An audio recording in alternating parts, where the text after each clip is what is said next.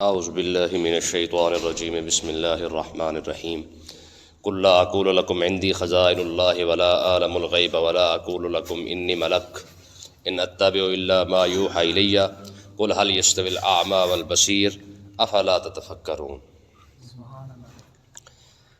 پچھلی آیت کے اندر ہم نے یہ پڑھا تھا کہ انبیاء کو بھیجا کیوں جاتا ہے، یعنی ان کا مقصد کیا ہوتا ہے۔ تو اللہ تعالیٰ نے ارشاد فرمایا کہ ما نرسل المرسلین الا مبشرین و منذرین، کہ رسول کو بھیجنے کا، نبی کو بھیجنے کا مقصد یہ ہوتا ہے کہ وہ صرف اور صرف اللہ تعالیٰ سے لوگوں کو ڈرائے۔ جو مان جائے گا اللہ تعالیٰ اسے جنت عطا فرمائے گا، جو نہیں مانے گا وہ جہنم میں جائے گا۔ یہ مقصد پچھلی آیت کے اندر اللہ تعالیٰ نے بیان فرما دیا تھا۔ اب جس طرح ہم پیچھے پڑھتے آ رہے ہیں کہ کفار مکہ طرح طرح سے سوال کیا کرتے تھے، کہتے جی آپ اللہ کے نبی ہیں تو پھر آپ یہ بتائیں خزانے اس وقت مکہ کے اندر کہاں کہاں پڑے ہیں، کون کون سے پہاڑ کے اندر پڑے ہیں۔ آپ اگر اللہ کے نبی ہیں تو پھر آپ فرشتوں کو جو ہے وہ انسانی صورت میں لے آئیں۔ آپ اللہ کے نبی ہیں تو ایسے کر دے، ایسے کر دے، ایسے کر دے۔ یہ مختلف قسم کے وہ سوال ہم پیچھے سے پڑھتے آ رہے ہیں کہ کفار مکہ بار بار آقا علیہ الصلوۃ والسلام سوال کرتے، اور سوال کا مقصد ہدایت نہیں ہوتا تھا، بلکہ سوال کا مقصد بھی صرف اور صرف ایسے فضولیات ہی ہوتا تھا کہ یار کسی طریقے سے حضور علیہ الصلوۃ والسلام کو تنگ کرنا اور نہ ماننے کی دلیل بنانا کہ دیکھیں جی فلاں کام نہیں ہوا تو فریاد ہم نہیں مانتے، ٹھیک ہے۔ تو اب یہ بڑی مشہور آیت ہے جس کے اندر کچھ مسلمانوں کو بھی دھوکہ لگا ہے۔ تو اس کی صحیح بات یہ ہے کہ جب ہمیں دیکھیں قرآن کا اصول ہے، ہمیں قرآن تب سمجھ آئے گا جب کسی آیت کے شان نزول سمجھ آئے گا۔ جب ہمیں پتہ چلے گا نا کہ یہ آیت نازل کب ہوئی ہے تب ہمیں صحیح بات بھی سمجھ آ جائے گی۔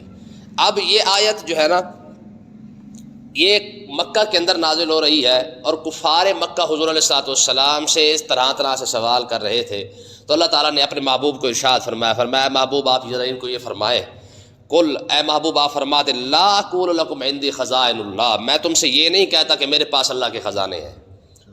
میں نے تم سے کب یہ دعویٰ کیا ہے کہ میرے پاس خزانے ہی خزانے ہیں؟ تو جو کلمہ پڑھے گا میں اسے پیسے دے دوں گا، جو کلمہ پڑھے گا میں اسے خزانہ دے دوں گا، یا جو کلمہ پڑھے گا میں اسے خزانے کے بارے میں بتا دوں گا، یا اس کو بتاؤں گا کہ جناب والا کہاں سے قافلہ تمہارا کامیاب ہوگا، کہاں سے تمہارا قافلہ ناکام ہوگا، تو تمہیں کہاں سے کتنا فائدہ ہونا ہے، کتنا نقصان ہونا ہے۔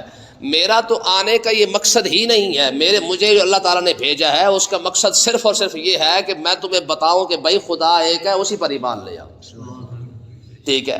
میرا یہ دعویٰ ہی نہیں ہے کہ میرے پاس اللہ کے خزانے ہیں۔ ولا عالم الغیب، اے محبوب آپ یہی فرما دیں کہ میں غیب بھی نہیں جانتا، ٹھیک ہے نا۔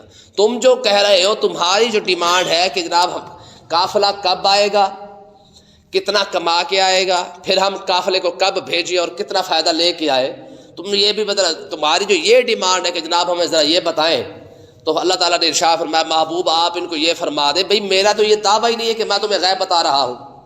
میرا فی الحال جو دعویٰ ہے وہ صرف اور صرف اتنا ہے کہ تم اللہ پر ایمان لے آؤ، اللہ کے رسول کو مانو۔ دعویٰ تو صرف اور صرف اتنا ہے تمہارے سامنے، اور تم الٹی اپنی ڈیمانڈیں شروع کر رہے ہو۔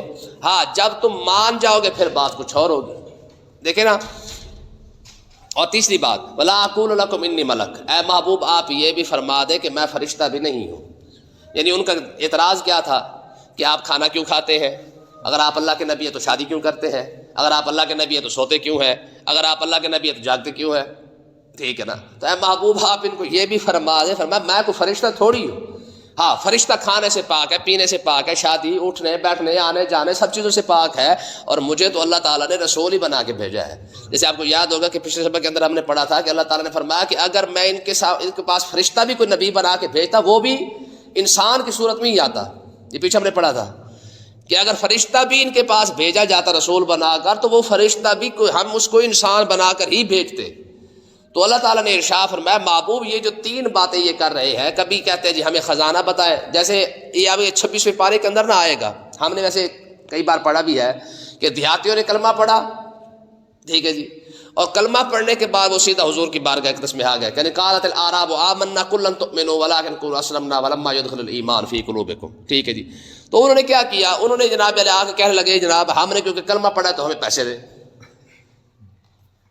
ہاں جی یہ 26ویں پارے کے اندر آگے آئے گا یمنون علیک ان اسلموا قل لا تمنوا علی اسلامکم بل اللہ یمن علیکم ان ہداکم۔ وہ کہہ لیں جی ہم نے کیونکہ کلمہ پڑھا ہے تو فلہذا جناب ہمارے پاس ہمیں پیسے دیجیے، ہمیں جناب فلانی شے بھی دے، فلانی شے بھی دے، فلانی شے بھی دے۔ تو اللہ تعالیٰ نے ارشاد فرمایا بھائی تم نے کلمہ پڑھ لیا، یمنون علیک ان اسلموا، ٹھیک ہے جی، کہ اے محبوب یہ آپ پر کلمہ پڑھ کے احسان کر رہے ہیں، کل آپ فرما دے لا تمنوا علی اسلامکم، تمہارے کلمہ پڑھنے پر مجھ پر کوئی احسان نہیں ہے جو تم نے کلمہ پڑھا ہے، ہاں بل اللہ یمن علیکم ان ہداکم، فرمایا ہاں یہ رب کا احسان ہے کہ اس نے تمہیں کلمہ پڑھنے کی توفیق عطا فرمائی، ٹھیک ہے نا جی۔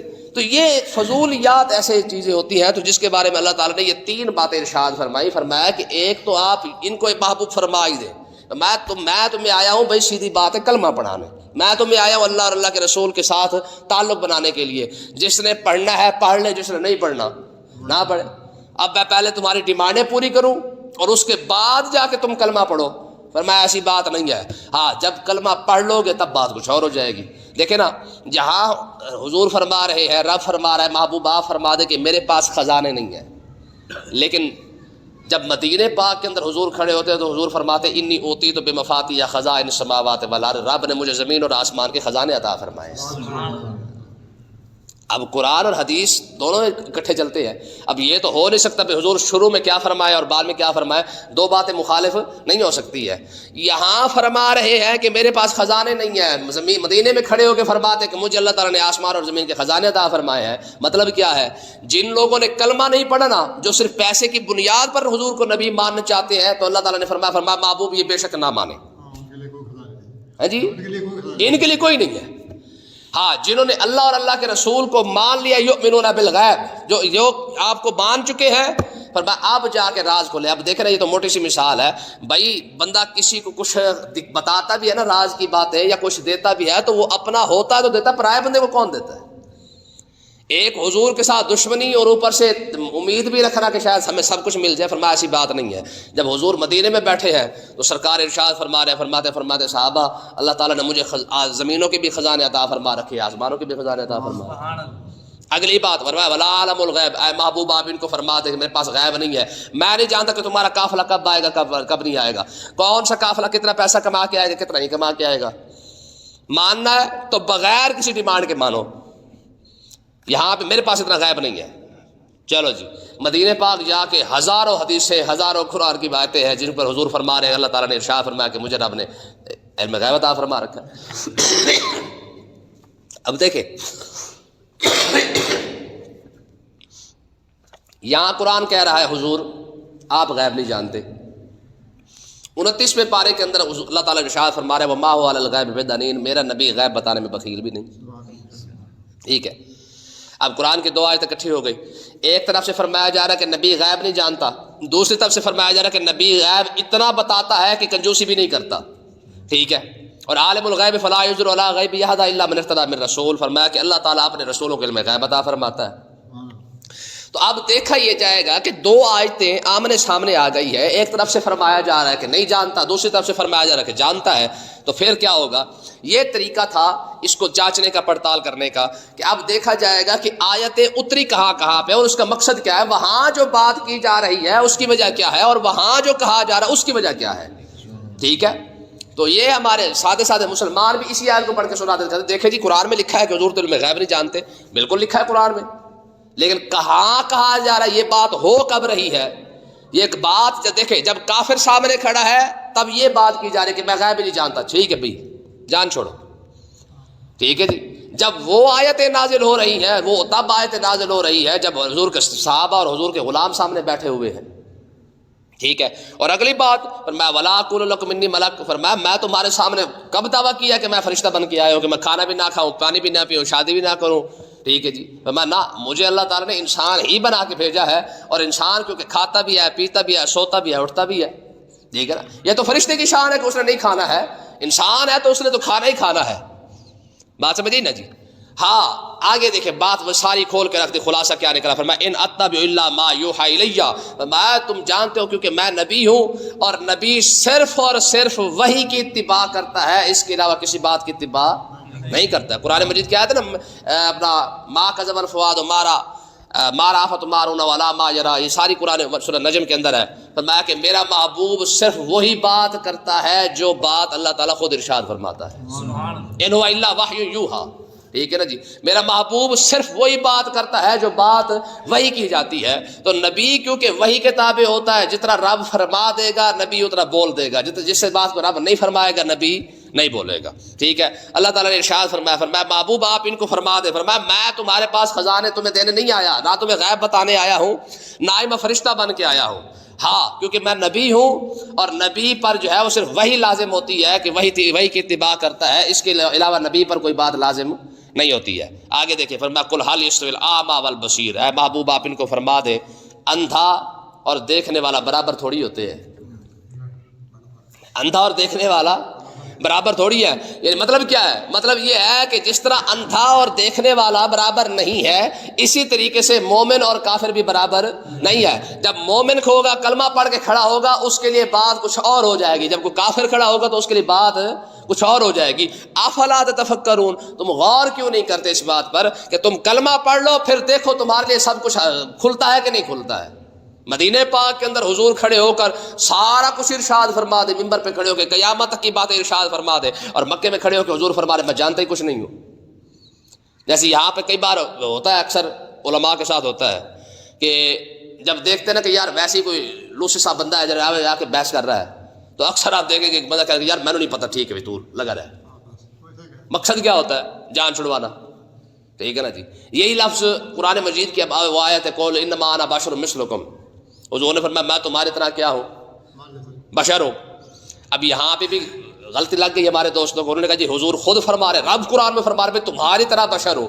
بھائی اللہ کے بندے حضور بشر ہی ہے، حضور کی بشریت کا کس نے انکار کیا؟ جو حضور کو بشر نہ مانے وہ تو بندے کافر ہے. ٹھیک ہے.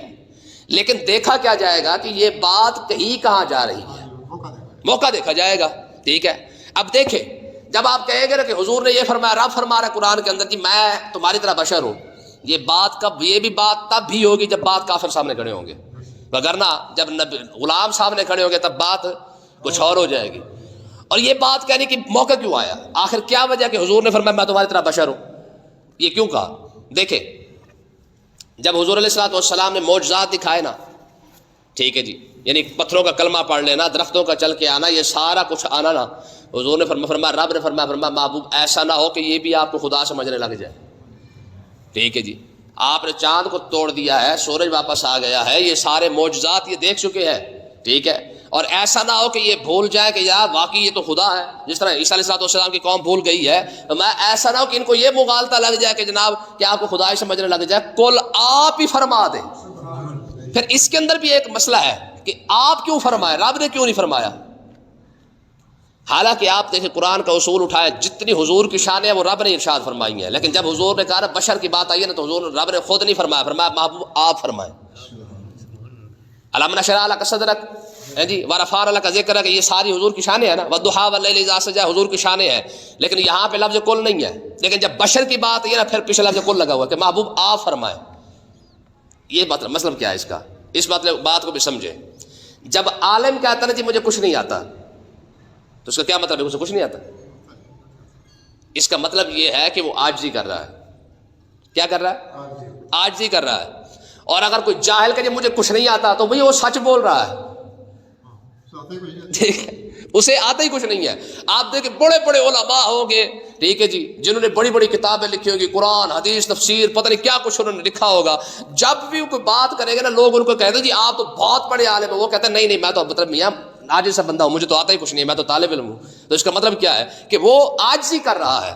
ٹھیک ہے. جب بات آئی نا بشریت کو بیان کرنے کی تو اللہ تعالیٰ نے ارشاد فرمایا محبوب کل آپ خود ہی فرما دیں میں تمہاری طرح بشر ہوں. آپ سمجھ جائیں گے کہ یہ ہماری طرح بشر نہیں ہے جو سارا کچھ کر کے دکھا رہا ہے. ٹھیک ہے. یہ ہماری طرح نہیں. ہاں لیکن یہ ہے کہ حضور آج ہی اختیار فرما رہے ہیں. فرمایا محبوب جب آپ آج ہی کی بات آئی تو اپنے منہ سے ارشاد فرما دیں. جب شان کی بات آئی تو اللہ تعالیٰ نے پورا قرآن ہی بھر دیا ہے. ٹھیک ہے نا. تو یہی بات اللہ تعالیٰ نے ارشاد فرمایا قل هل يستوي الاعمى والبصير، فرمایا دیکھنے والا اور اندھا برابر نہیں ہوتے. اس طرح مومن اور کافر برابر نہیں ہوتے. جب تم کلمہ پڑھ لو گے تو پھر غیب کی باتیں بھی کھل کے سامنے آ جائے گی. دیکھیں نا ابو جہل کے سامنے کہا جا رہا ہے میں غیب نہیں جانتا، اور عمر کے سامنے ساری باتیں کھلی جا رہی ہیں. ٹھیک ہے جی. ابو لہب کے سامنے کہا جا رہا ہے کہ میرے پاس خزانے نہیں ہیں، اور صدیق اکبر کے سامنے سارا کچھ کھول کے بیان کیا جا رہا ہے. نبی تو وہی ہے.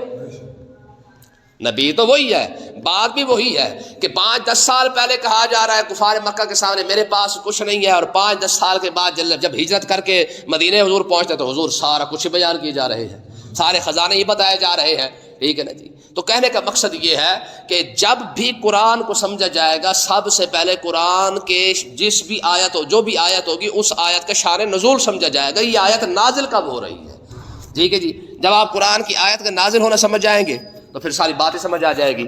اب اگلی آیت کو دیکھیں، فرمایا وَأَنذِرْ بِهِ الَّذِينَ يَخَافُونَ، اے محبوب کیونکہ آپ ڈرانے کے لیے بھیجے گئے ہیں تو آپ اس قرآن پاک سے ان لوگوں کو ڈرائیں، انذر بِهِ الَّذِينَ يَخَافُونَ، جو اپنے رب سے ڈرتے ہیں۔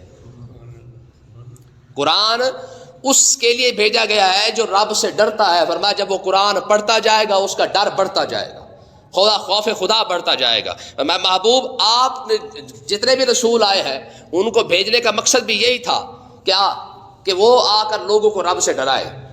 آپ کی بھی ڈیوٹی یہی ہے کہ آپ بھی لوگوں کو رب سے، ٹھیک ہے جی، ڈرائے۔ فرمایا وَأَنذِرْ بِهِ الَّذِينَ يَخَافُونَ، اے محبوب آپ بھی اسی قرآن کے ذریعے کیا کریں، ڈرائیں، یخافون، ان لوگوں کو ڈرائیں جو رب سے ڈرنا چاہتے ہیں، أَن يُحْشَرُوا إِلَىٰ رَبِّهِمْ، کہ انہوں نے اپنے رب کی بارگاہ میں جمع بھی ہونا ہے، رب کی بارگاہ میں کھڑے بھی ہونا ہے انہوں نے، کہ انہیں پتا ہونا چاہیے کہ میاں قیامت کا دن آئے گا، آپ ان کو بتائیں کہ رب کی بارگاہ میں کھڑا ہونا ہے، تب ہوگا کیا، فرمایا لَيْسَ لَهُم مِّن دُونِهِ وَلِيٌّ وَلَا شَفِيعٌ، فرمایا اس وقت تم ان کے پاس یعنی لوگوں کے پاس نہ کوئی حمایتی ہوگا نہ کوئی سفارشی ہوگا، لعلہم یتقون، شاید ہو سکتا ہے یہ ڈر جائے، آپ ان کو ڈرائیں، ہو سکتا ہے یہ ڈر جائیں، جب ڈر جائیں گے تو پھر یہ اپنی آخرت بھی سنوار جائیں گے، اور انہیں پتہ ہونا چاہیے کہ قیامت کے دن کوئی سفارشی، ہاں دیکھیں جی یہ قرآن مجید کیا ہے، لا یملکون الشفاعۃ الا من اتخذ عند الرحمن عہدا، فرمایا کہ قیامت والے دن شفاعت صرف وہی کرے گا جس کو رب اجازت عطا فرمائے گا، ٹھیک ہے نا جی۔ اور یہ تو حدیث پاک موجود ہے، جیسے حافظ کے بارے میں ہے، عالم کے بارے میں ہے، حاجی کے بارے میں ہے، ٹھیک ہے، شہید کے بارے میں ہے کہ شہید اپنے خاندان کے 70 افراد کی سفارش کرے گا، حاجی اپنے خاندان کے 400 بندوں کی سفارش کرے گا، ٹھیک ہے نا جی۔ پر حاجی بندے کا پتہ لو، ٹھیک ہے نا جی، ہاں جس طرح یعنی حق حلال کے پیسوں کے ساتھ جائے اور حج کر کے واپس آ کے حج کے آثار بھی اس پر جو ہے وہ محسوس ہوں کہ واقعی حاجی صاحب آ رہے ہیں، ٹھیک ہے جی۔ ہاں اگر ایسا حاجی ہے تو اس کے بارے میں حدیث پاک ہے، فرمایا وہ حاجی حج کر کے آئے اور حج کرنے کے بعد اپنے حج کو سلامت بھی رکھے، حج کے وقار کو بھی ذرا ملحوظ خاطر رکھے ساری زندگی، میں ایسا حاجی جب فوت ہوگا، ٹھیک ہے، قیامت کے دن ایسا حاجی اپنے خاندان کے 400 بندوں کی جو ہے وہ سفارش کرے گا، ٹھیک ہے جی۔ شہید 70 بندوں کی سفارش کرے گا، ٹھیک ہے جی۔ اس لیے کہ حافظ ہے، عالم ہے، یہ سارے لوگ جو ہے اولیاء ہیں، پھر انبیاء، یہ سارے بڑے بڑے وہ لوگ ہیں جن کو اللہ تعالیٰ شفاعت کی اجازت عطا فرمائے گا۔ اگر شفاعت کی اجازت نہ ملے تو پھر اس کے سوا کوئی اور ہے ہی نہیں جو بخشش کر سکے، ٹھیک ہے جی۔ تو یہ تو بندوں کی بخشش کے لیے اس نے بہانہ بنا دیا کہ یہ بڑے بڑے لوگ جو ہے نا یہ سفارش کرتے جائیں گے اور مسلمان بخشے جائیں گے۔ اللہ تعالیٰ سمجھنے کی توفیق عطا فرمائے۔